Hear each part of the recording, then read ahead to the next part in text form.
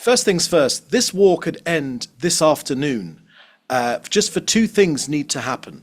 Okay, Hamas need to lay down their arms, needs to put down their weapons, and they need to let our hostages free. They need to let our 133 people free. 36 of them, unfortunately, we know they've already killed, but these are our people. They've been in Hamas's terror dungeons for more than 202 days now, and these people need to be brought home right now. So, we don't want to go into Rafah. The reason that we have made the decision to go into Rafah is because we know that we've destroyed 3/4 of Hamas, 18 or 19 of their battalions. We know that 4 or 5 battalions remain in Rafah, which means that we must put out the last parts of the fire in Gaza. If we do not, as Benny Gantz, our minister in the war cabinet, has made very clear, you cannot put out 80% of this genocidal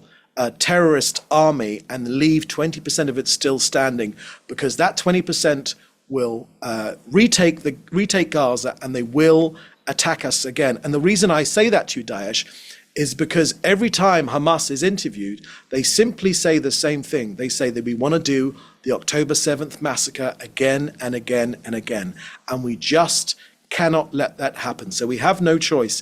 We have to destroy the last vestiges of Hamas. But it's important to realize that we need to get innocent Gazans out of harm's way first. We'll always do that. That's what we've done in the last 202 days. We get people out of harm's way, unaffected people. We keep them out of harm's way, but we are going for the last 4 battalions of Hamas in Rafah.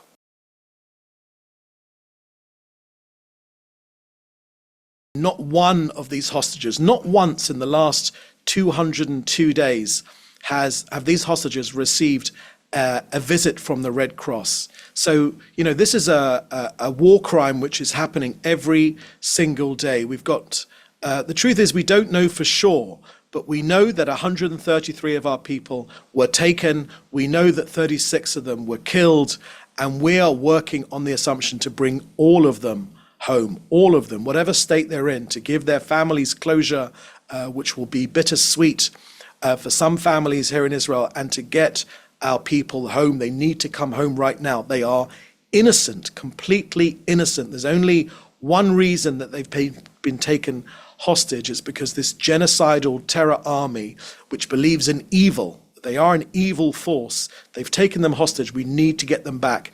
And if they don't come back diplomatically, then we will get them back militarily.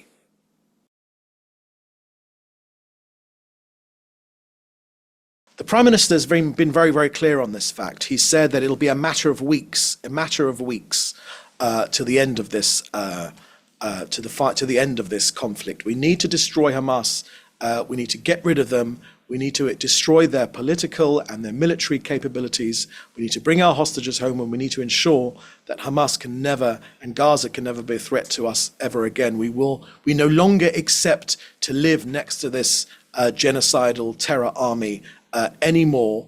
But the Prime Minister has said very clearly that it'll be a matter of weeks.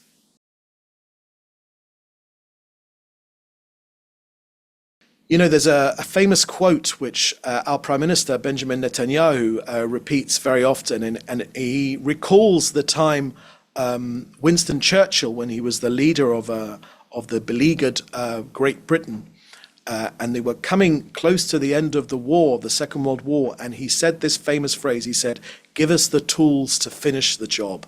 And the Prime Minister, our Prime Minister Benjamin Netanyahu, has repeated the same comments to President Biden. Give us the tools to finish the job. No matter, the relationship between the US and Israel is extremely strong. We've been side by side, shoulder to shoulder for the last, for many, many decades now. And even now, 6 months on into this war, while there are disagreements, where there is agreement is that our 3 war aims of destroying Hamas militarily, and politically, and bringing our hostages home, and ensuring that Gaza can never be a threat to us ever again. Those objectives are shared by both Israel and Israel, both our Prime Minister and the President of the US. So we've asked the US, the government and the people of the US and the president to give us the tools to finish the job. And we hope that with this aid package, we'll be able to finish the job and return to coexistence, return to peace in this region. Because ultimately, I know for sure that Israelis want peace. They are desperate for peace in this region. And we hope that ordinary Gazans, not Hamas, ordinary Gazans should want peace too.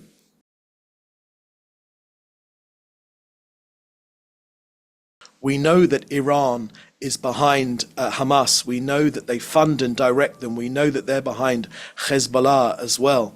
And we know that they're behind other terrorists in Yemen. We know that these terrorist organizations are directed by Iran. Iran control Hezbollah. Now, it's true, Hezbollah are firing rockets at us incessantly. We've got 60,000 Israelis that haven't been able to go to their homes. For 6 months now, they've been displaced here in Israel. We need to get quiet on our northern border. Look, I'll be straight with you. We want our northern border to for there to be a diplomatic resolution with Lebanon.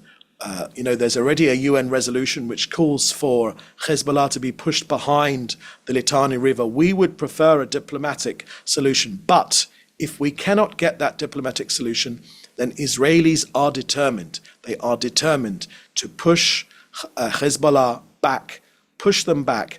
The same things that we've done in Gaza. We don't want to do them again, but we will do them again to protect our northern border. Those 60,000 Israelis deserve to be able to go home. We can no longer live with Hezbollah on our northern border aggressing us day in and day out. It can no longer be the case.